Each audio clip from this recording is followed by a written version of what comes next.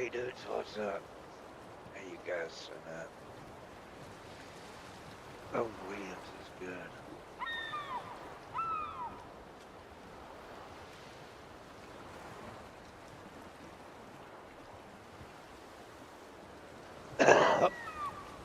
So I hope you guys are.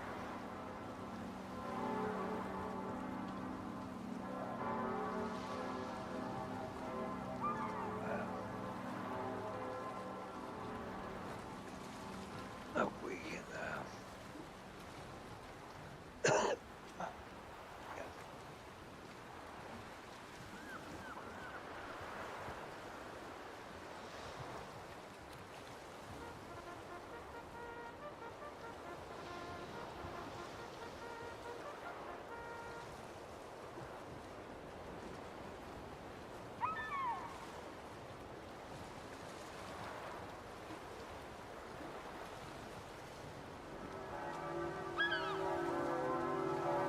All right, roast. There we go, I guess.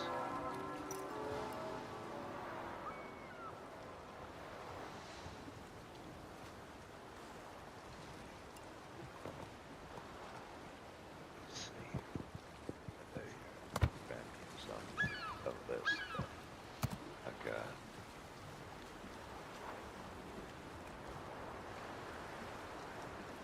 3,000 base XP.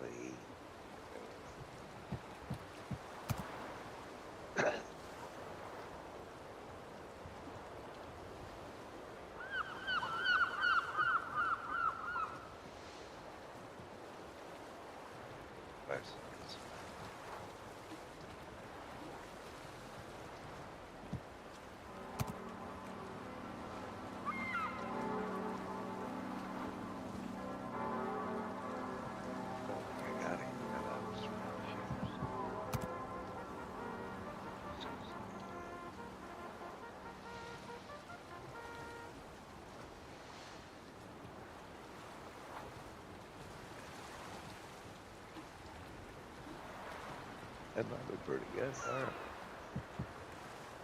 Battle storm.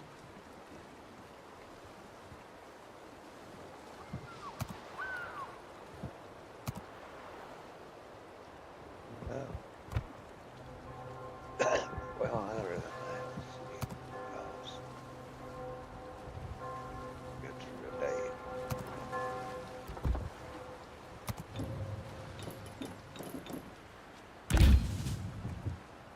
Shit. Shit it up. Ooh, ooh, shit.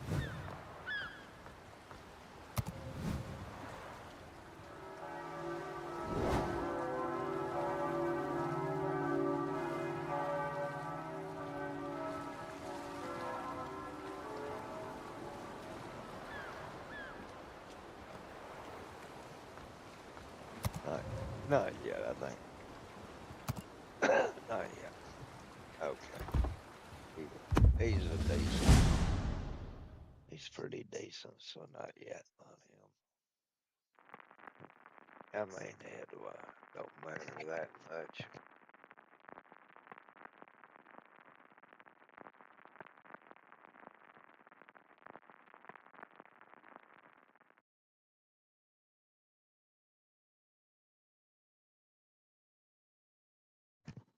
At least I don't very well.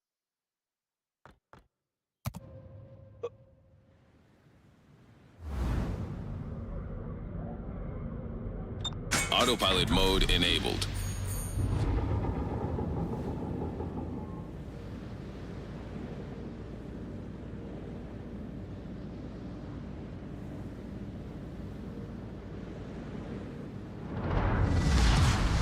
Battle starts.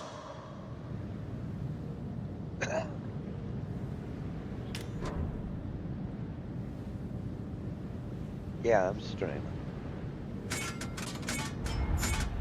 Okay.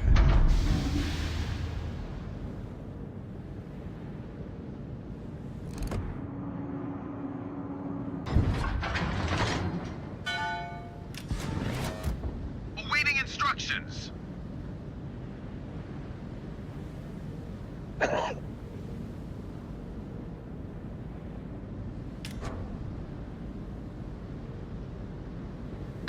force sighted on the horizon.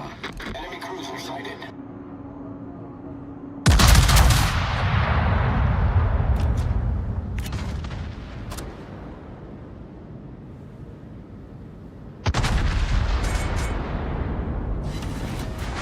Autopilot mode disabled. Enemy battleship detected.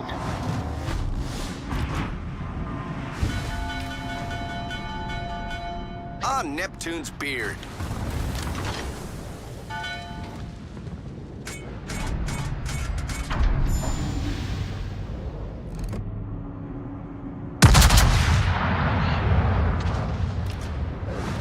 Stop.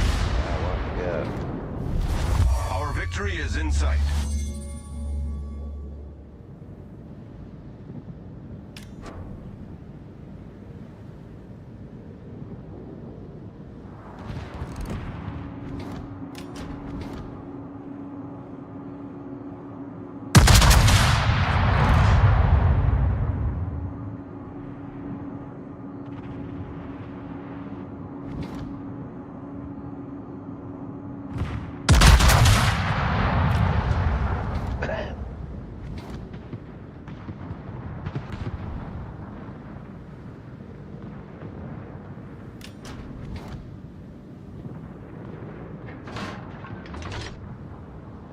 Or something not into it.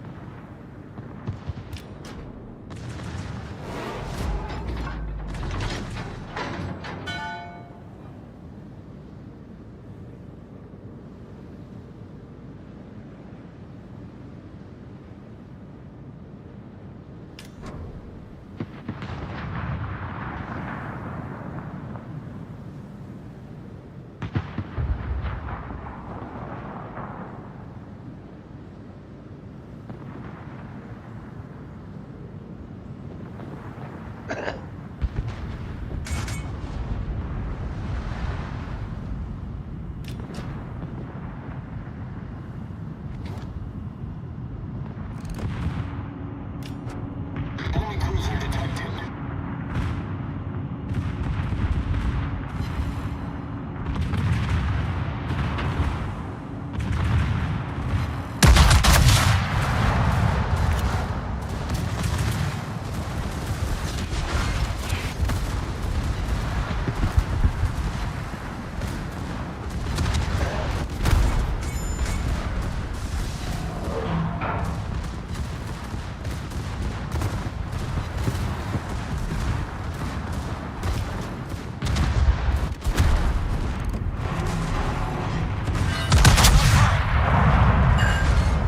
Bullseye!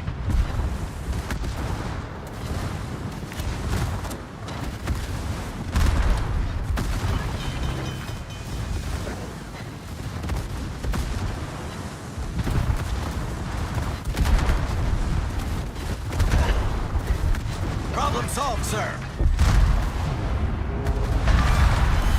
Enemy cruiser foundered.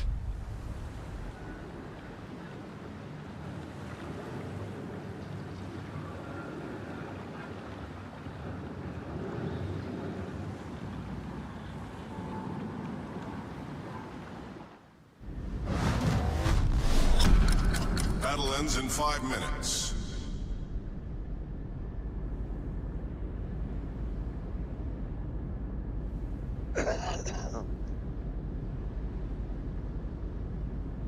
Damn.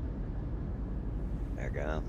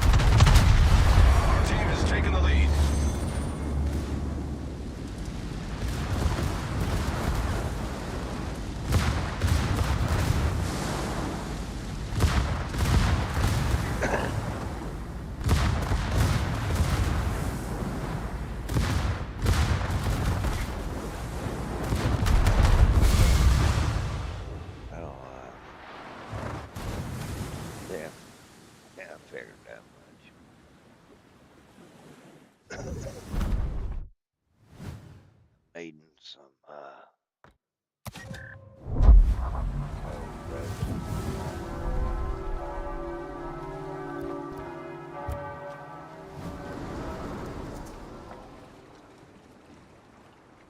and then Delta. And Delta.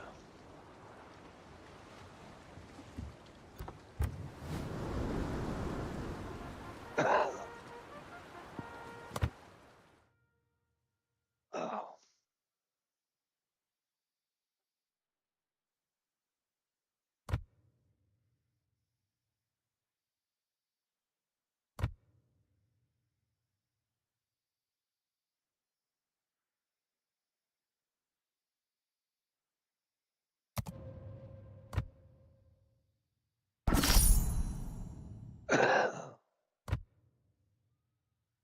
And Delta.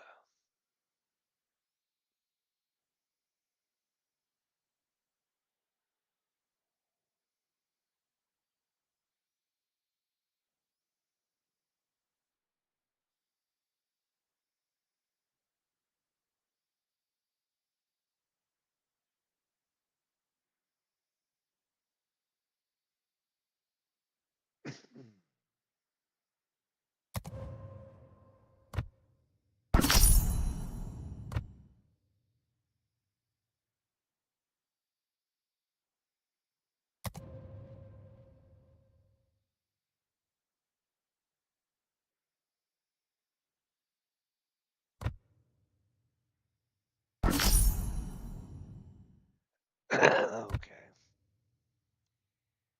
Should have done it for a bit. Broke herself under $1 million. I broke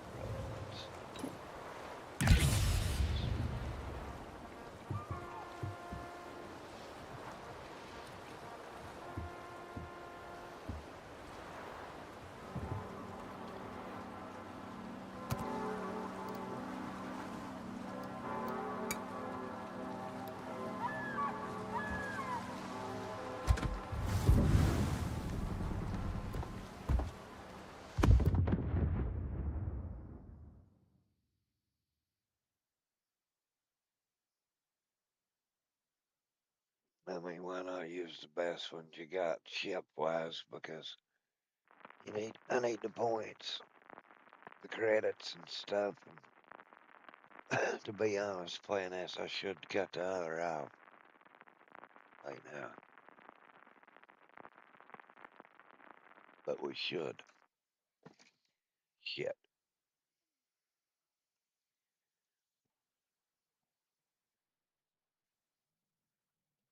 Damn me to heck.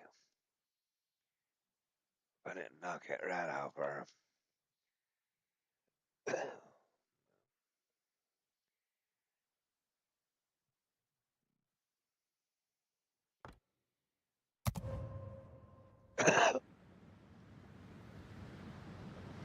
Damn me. Battle starts.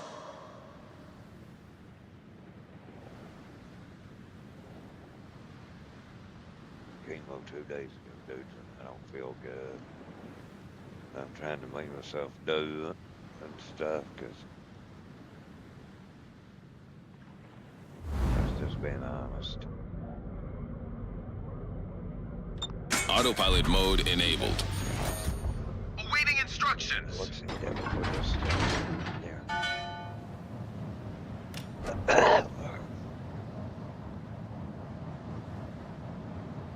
Well, yeah, it's not been good, bros. It's been rough. But I'm doing good. I haven't thrown up, but I'm still hurting terribly bad, and I got the hiccups. Okay, crap. Yeah.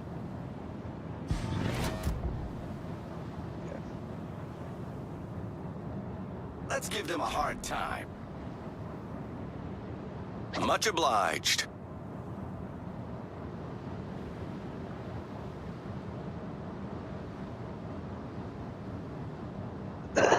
These were about the best to make credits with.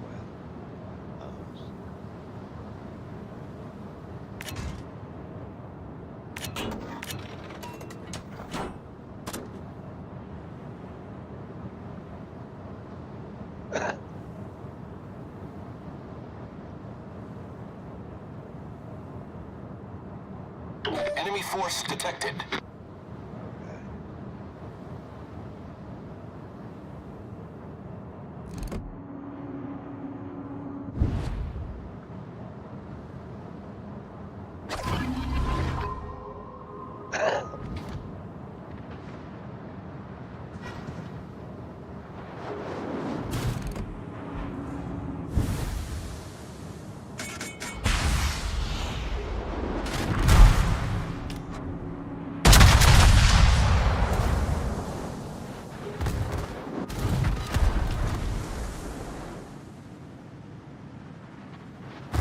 That's it. The ship is on fire.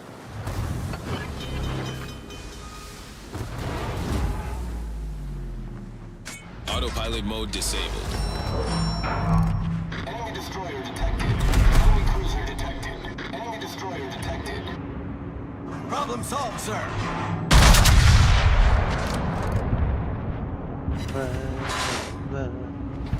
Enemy battleship detected.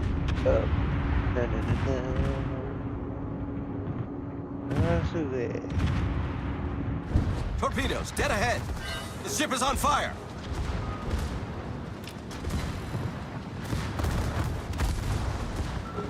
Torpedoes, direct front.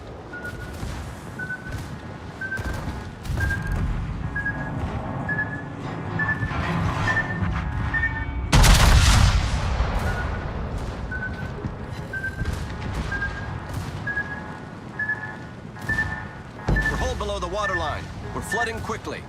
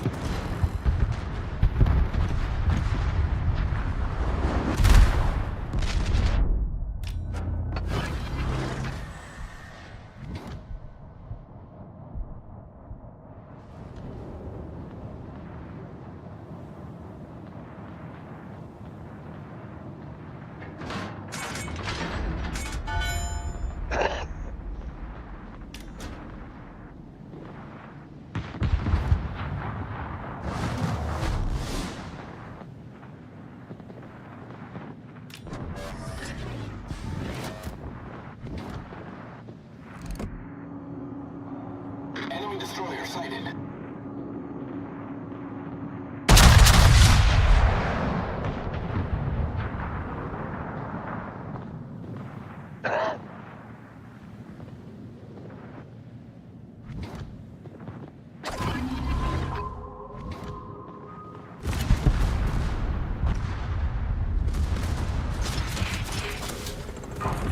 Enemy cruiser sighted.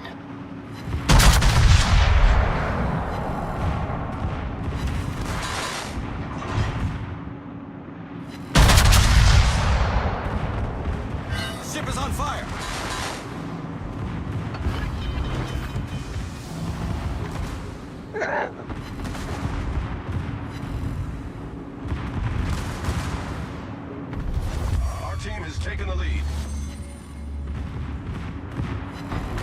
assault, sir. The ship is on fire.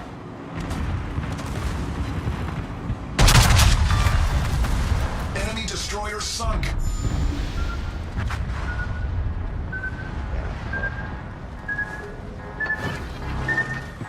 We're hull below the waterline. We're flooding quickly.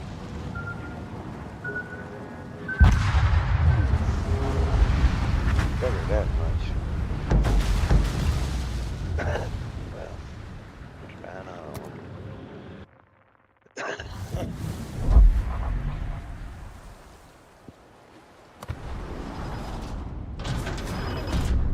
Let's okay.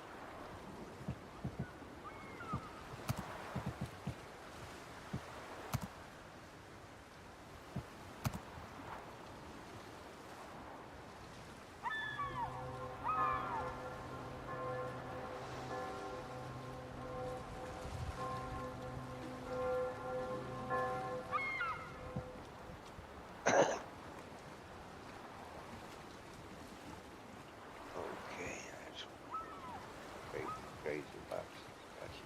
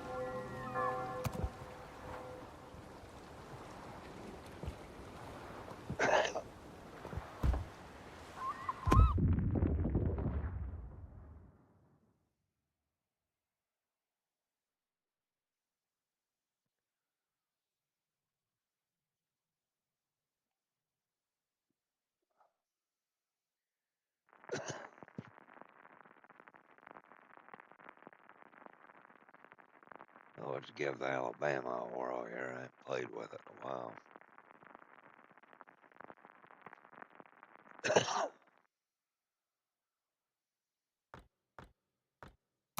It's a good ship.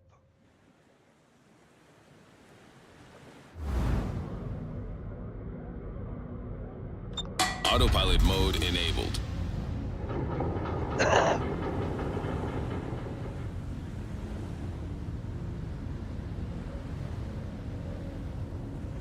believe it is. Anyway.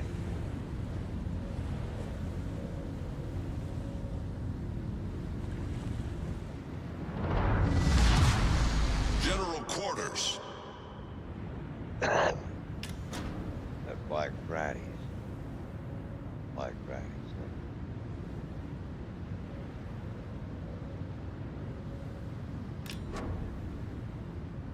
I really believe it's a good ship. It's quick enough. Got a good hit. Real good hit. Awaiting instructions. All stations retreat. Retreat now.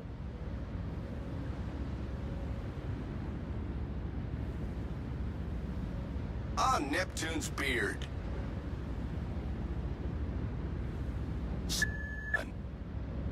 Stone the crows. Set a smoke screen.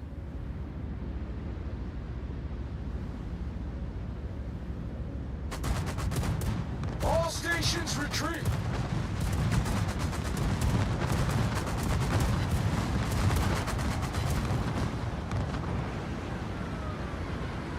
Spotter airborne.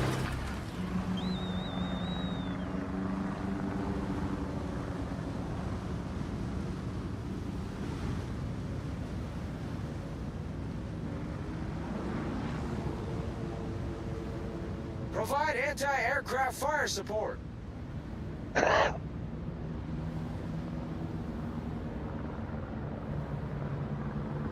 Enemy force detected.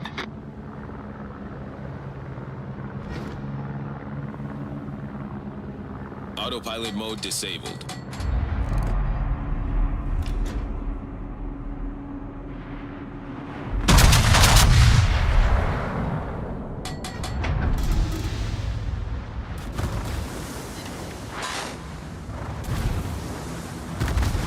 The ship is on fire.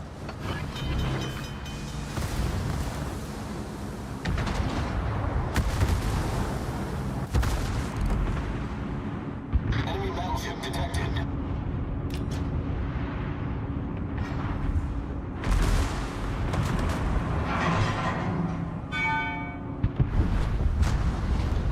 Problem solved, sir.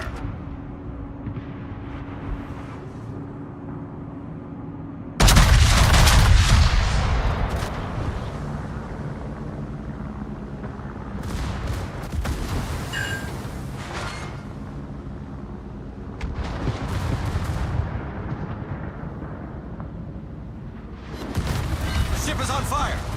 Spotter returning to ship. Torpedoes to port.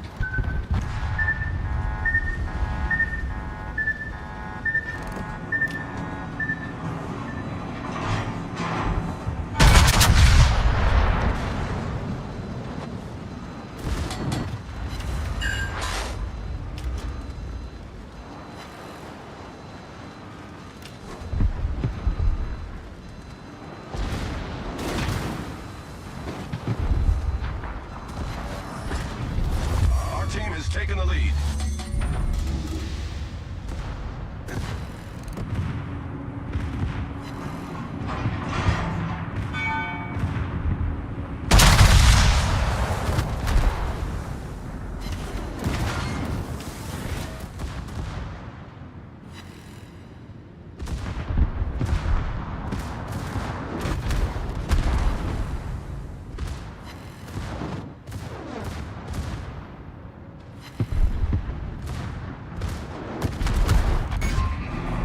Main turret critically damaged. Enemy cruiser detected.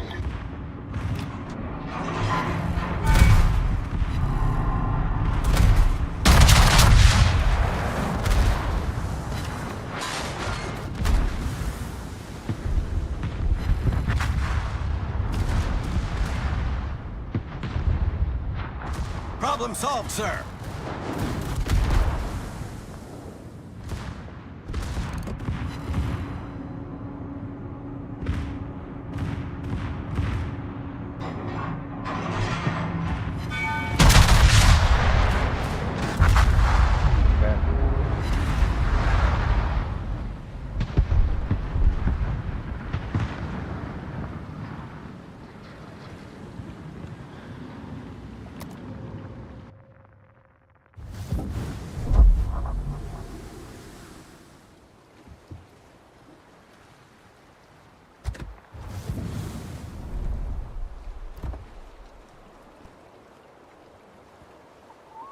Yeah, buddy.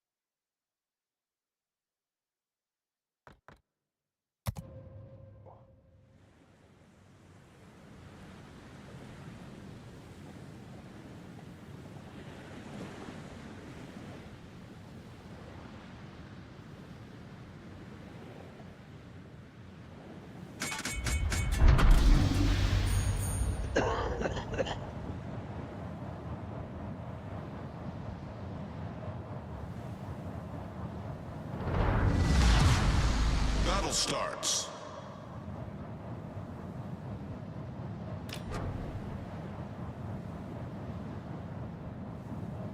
Well, no, bro. Right. Yes.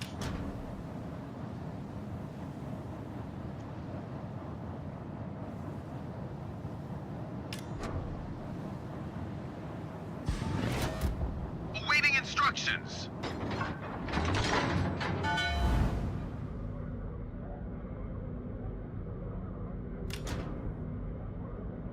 Autopilot mode enabled. Enemy force sighted on the horizon.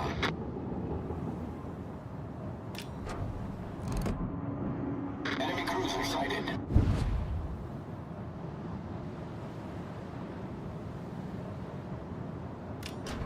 Autopilot mode disabled.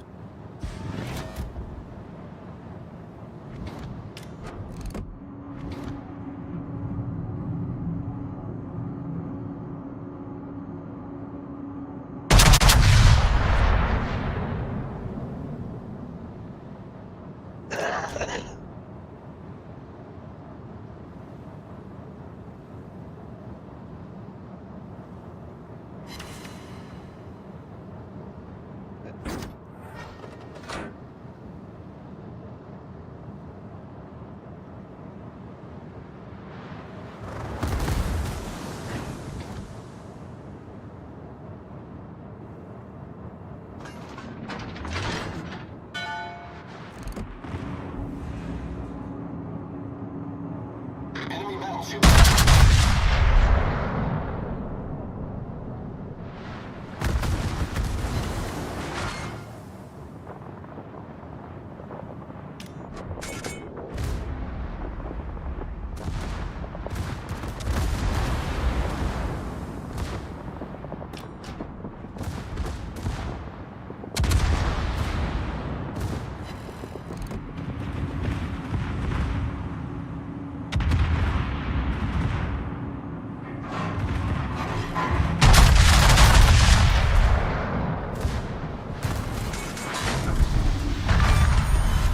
Enemy cruiser sunk. Now we're doing better. Just gotta concentrate a little bit. Torpedoes, direct front.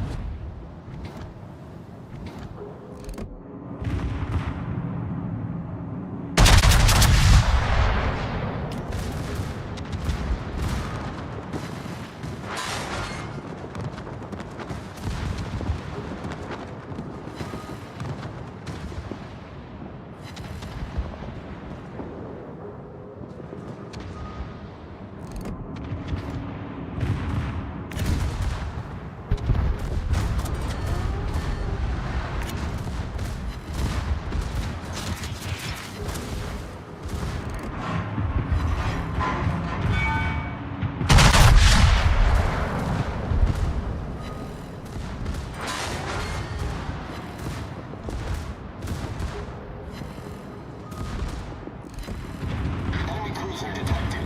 Enemy battleship detected.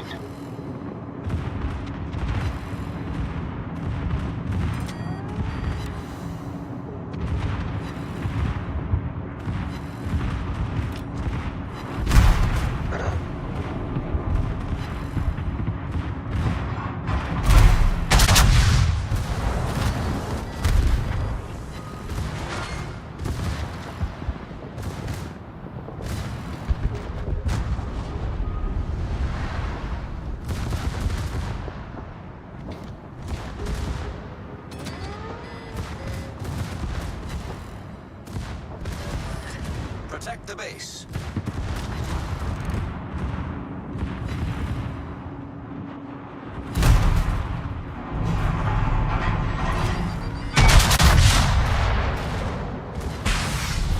Our team has taken the lead.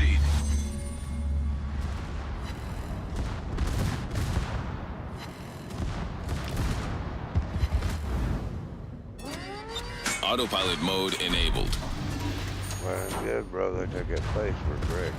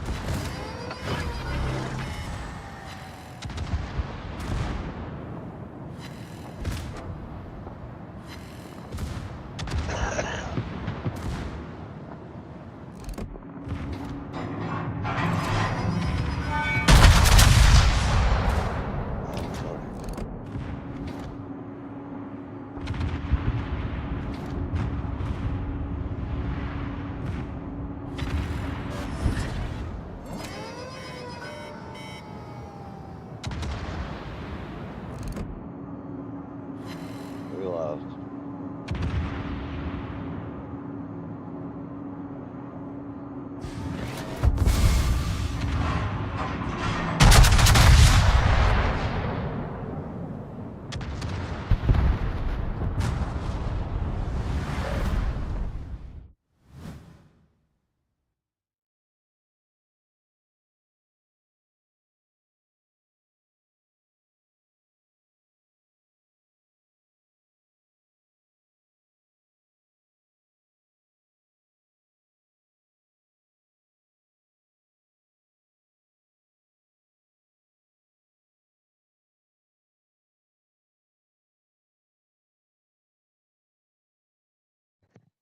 Yeah, I was some crapper.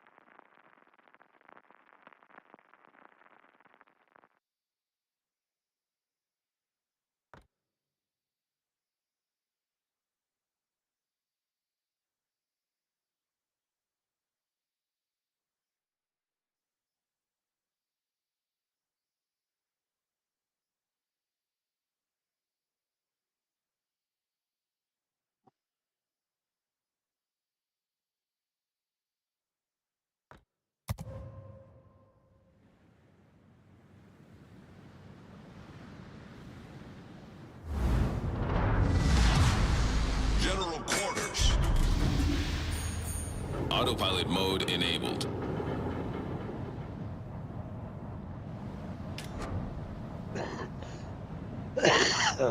Yeah, I guess so, brother. Let's see what we can find us to listen to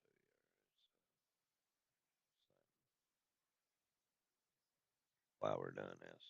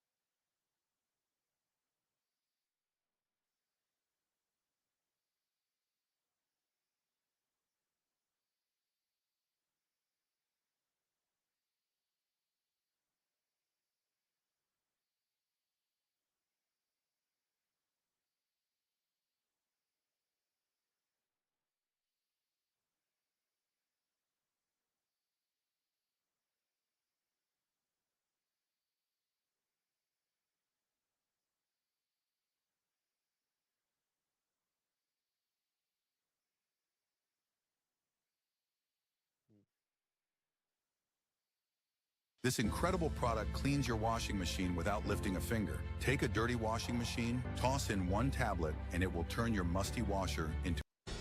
Welcome back. For years, Silicon Valley was the enforcer of content moderation, deplatforming progressive politics. But now, the tide is turning. Amazon, after $1 X over content concerns, is reversing course, writing big checks. Autopilot mode disabled. And Apple, they're eyeing a return as well. To put it on Elon Musk, in his own words, did we just become friends?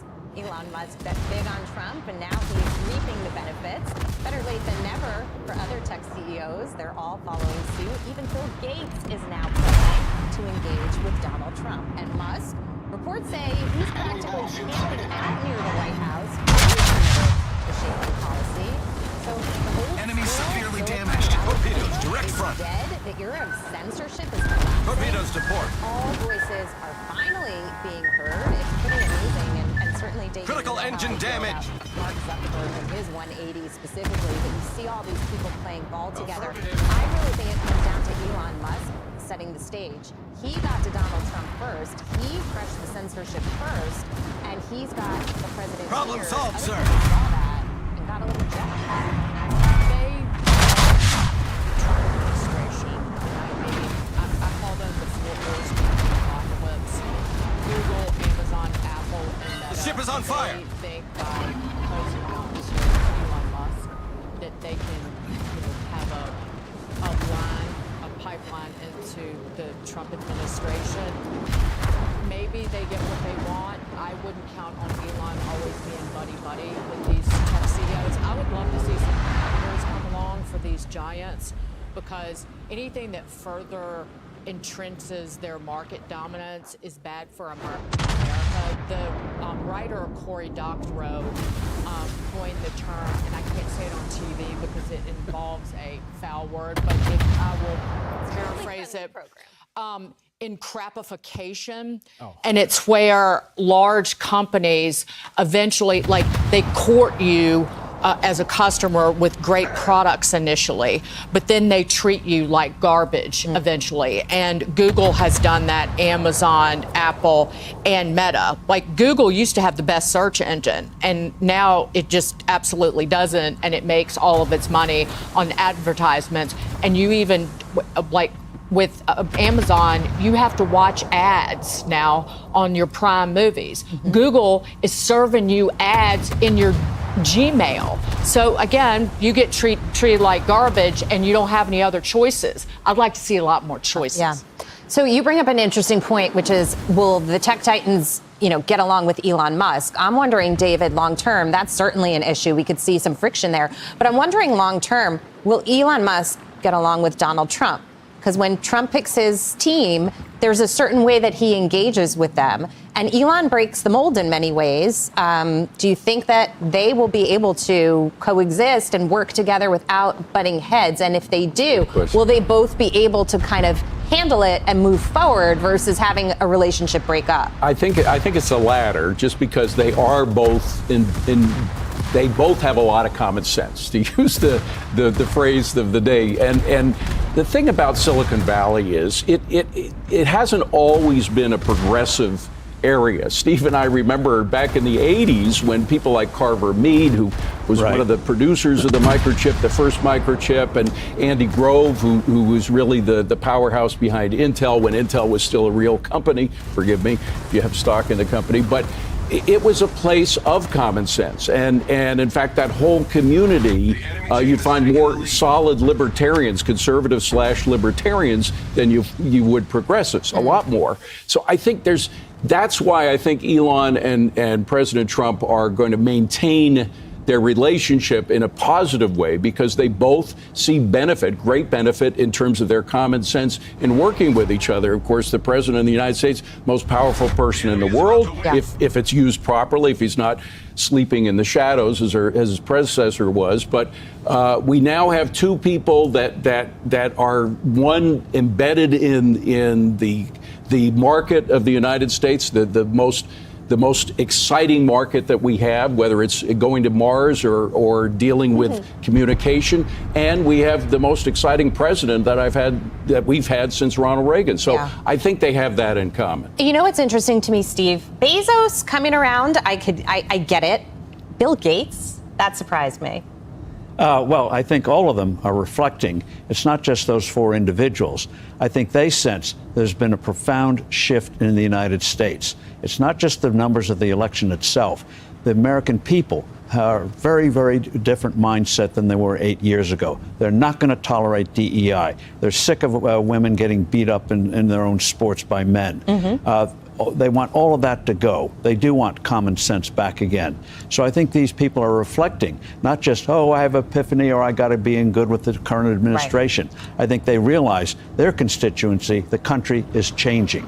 And so they don't want to be on the wrong side of history, as they used to say. That's putting it nicely. Dagan and I had some harsher words for them this week. But let's get to this. A little irony. Whatever their motives, if they're doing the right thing, you take it. Okay, fair enough. I agree on the outcome. A little irony for you. Mark Zuckerberg sent a company memo complaining about leaks. Unfortunately for Zuck, that memo also leaked. Here's the Meta CEO. He says, quote, "We try to be really open, and then everything leaks. Everything I say leaks. It sucks. But the thing is, the only reason we know that Zuck wants to catch the leakers is because it was leaked. The problem seems to be getting a little worse here, Taylor, for our friend Mark. He can't catch a break, can he? Not on this panel and not at the office either. Look, some of this comes down to, do you trust the CEO? Do you trust the internals of a company? And if you don't, you're more likely to leak things. If you're not sort of feeling like it's a company where you belong and where you're excited. And this sort of goes back to a leaked memo. Elon Musk is denying it, but a memo that said that X was barely breaking even, and why the conversation we're having about all of these advertisers would actually be so helpful to him from a business perspective, because you need Amazon and Apple and Meta to come back and advertise on your platform. So leaked memos or not, I think from a business perspective, you should get a grip on that. What do you guys think about this, David? Well, first of all, having said everything about how Silicon Valley used to be conservative, maybe getting back to its roots, there is a deep state in a place like Meta. The link may work, but there are no king size sheets of any color in stock. So there's that. You snooze, you lose, Barb. And which has evolved over more recent history over the past 10, 15 years. And I think Zuck and the rest of them are realizing it'd be just as harmful to their game plan as it was to the United States game plan to have the deep state in our government. So they're going to have to root it out, and they're going to have to deal with people who have been just, the echo chamber within organizations like Meta is very strong. That. And I apologize for going back and back and back to Mark Andreessen, but I'm a little obsessed with him. He's, from a farming family in Wisconsin. He's just so plain spoken, and he loves America. And he talked about what happened in tech in Silicon Valley, and the kids who they wound up hiring were radicalized at universities, and they turned on capitalism and thought it was evil. And they were radical Marxists who joined these tech companies literally to try to burn them to the ground. And they were angry, and they infiltrated these companies. He said, quote, "You would get brigaded at management meetings with employees telling you there are too many white men on the management team. And why are you a for-profit company?" So they've already been through this. And it's one of the reasons that Zuck and Bezos and even Tim Cook have kind of surrounded Musk and President Trump, because they know they need to clean house. They need to get back to the Valley, or even get back to the 90s when they were Democrats, but they were Bill Clinton Democrats. They weren't Alexandria Ocasio-Cortez Democrats. It's interesting because this kind of reminds me of the tariff discussion, that both sides have something to lose. And so that's the game of chicken that you're playing a little bit with big tech as well. And with the rise of AI, Steve, of course, big tech is only going to get more powerful, more important to the economy. But they're also going to have to work with government to make that happen, because Biden was trying to block them. And we see what could happen in China if we've got provisions in place here that don't allow the innovation to move forward. So it's just interesting to watch watch this dance as tech is not going to look like what it exists right now. No, and those leaks are a good thing coming out of a Meta because it's coming from the bad people, the bad guys, the infiltrators, as you referred to them. And in terms of the future, I think they recognize, once again, in a free economy, AI is going to profoundly change the whole landscape.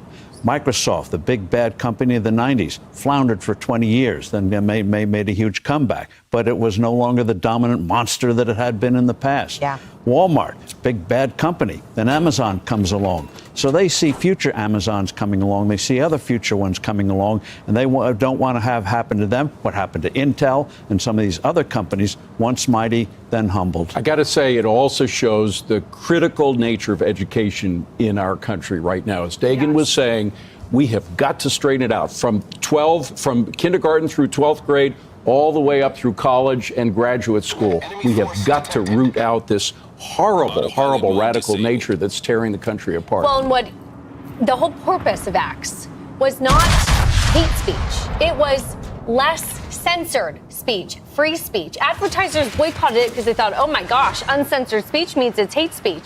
Doesn't mean that. It means less censored, open, free speech. We have to find a way to get back there. And speaking of AI and everything, we just got to move to this one. Yeah, I just want to add one thing. These tech companies know they're not going to be hiring out of Harvard. They're going to be hiring out of high schools and training them.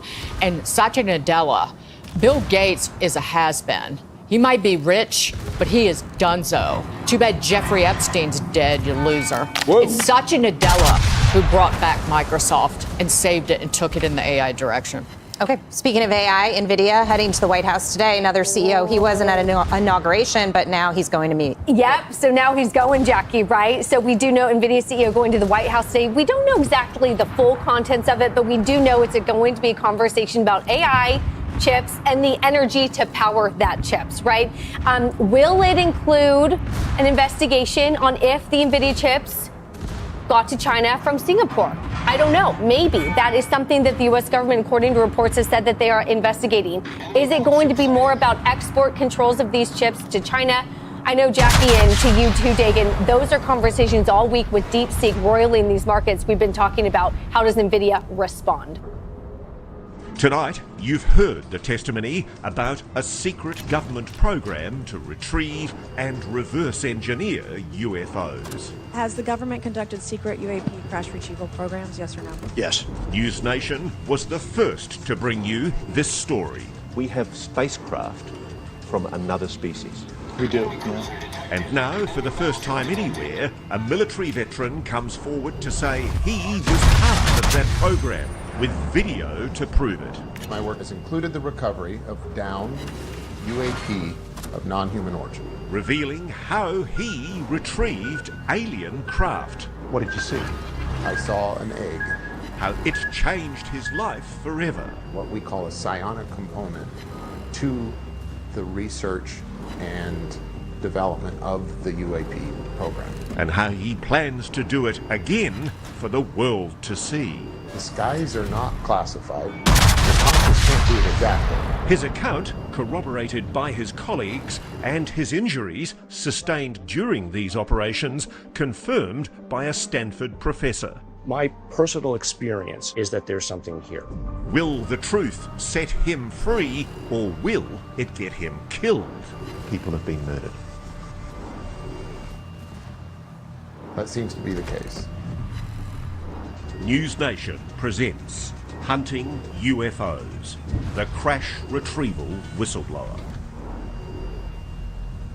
In October 2024, an unknown man stepped out of the shadows, Autopilot mode arriving in enabled. our nation's capital to deliver an important message about what the public calls UFOs, and the government calls unidentified anomalous phenomena, or UAPs. I'm here in D.C. this week to meet with members of Congress. His name is David Clark. He says that for the past 30 years, he's worked in both an official and unofficial capacity for the United States government and its partners in the intelligence community. What he knows and what he's here to tell Congress could change the world as we know it. We're in this rare opportunity in human history where it's very clear that we know that there are things flying in the sky that are unexplained and ununderstood. And that's another one of the things that I'm uniquely providing information on. So what makes this guy special? Well, to date, everyone who's come forward has either described their own UAP encounter, like this famed 2015 incident recorded by F-16 aviators on the USS Roosevelt.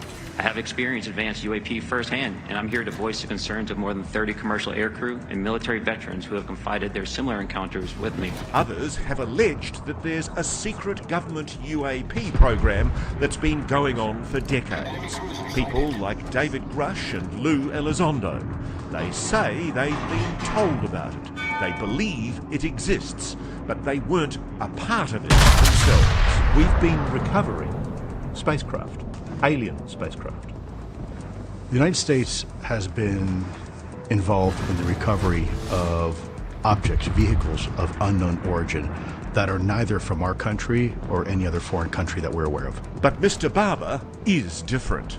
He says that for years he was part of that covert program, working with alien spacecraft. These days we call them NHI, non-human intelligence. And this guy is prepared to testify that he was involved directly, firsthand, in the retrieval of these craft. How long have you known this secret about unidentified, anomalous phenomena being of non-human origin? For more than 10 years. Of course, we checked Barber's records, and we've confirmed that he was an airman in the US Air Force, working as an aerospace mechanic in the late 90s. But as these documents show, he was also recruited into Air Force Special Operations, known as Combat Control. He says he ended up working in a non-official capacity for the Department of Defense and the intelligence community. What were you? What was I? Ross, I was a highly talented airplane mechanic who got to deploy on a number of presidential support missions. But Jake was no ordinary mechanic, being recruited into the Air Force's elite combat control unit meant he had a resume that reads like something out of an action thriller. Helicopter pilot, free-fall parachutist, expert marksman, and the recipient of a NATO top-secret security clearance, a legacy of his service in Bosnia, where he won an award for an act of heroism. In addition to reviewing his official documentation, News Nation spoke with 3 former Special Operations soldiers who corroborate Barber's credentials and claims. I know in Special Operations you're often in some tough situations. You have to rely on each other. Is Jake Barber a person who you would trust? Oh yes, he's a person I would and have trusted with my life. Do you think Jake Barber is a patriot? Oh yeah, absolutely. There's a thing I know a lot of special operators talk about, that there are certain types of men who you would want watching your back in a tight spot. Is he one of those guys? Absolutely. Trustworthiness is one of the top things that we're looking for. And one of his most fervent supporters is Colonel John Blitch, a Renaissance warrior who holds a doctorate in psychology, was a Delta Force sniper, and is one of the few men to hold Doomsday in his hands, commanding a nuclear weapons battalion. So you believe Jake Barber is telling the truth? Absolutely. There has been a cover-up lasting 80 years. Absolutely. We've recovered craft. Absolutely. So let's roll back. You say you were an enlisted man, and then you ended up working for the intelligence community as a contractor. Tell me that story. How did that happen? Everything changed for me right around 9/11. And I left the Air Force and was sent out to California at that time to begin establishing my cover basis for as an independent contractor, so that I could serve what was coming down the line next for me. And that is the path which led to the UAP subject.